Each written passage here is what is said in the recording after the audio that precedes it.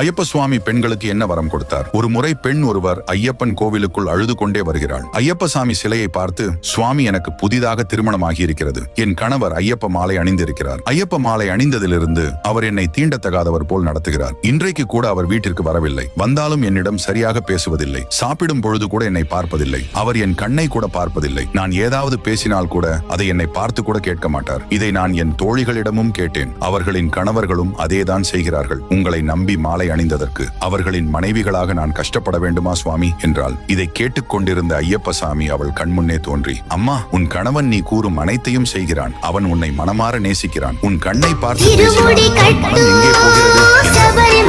அதனால்தான் உன்னை பார்ப்பதில்லை. இந்த ஐயப்ப தீட்சை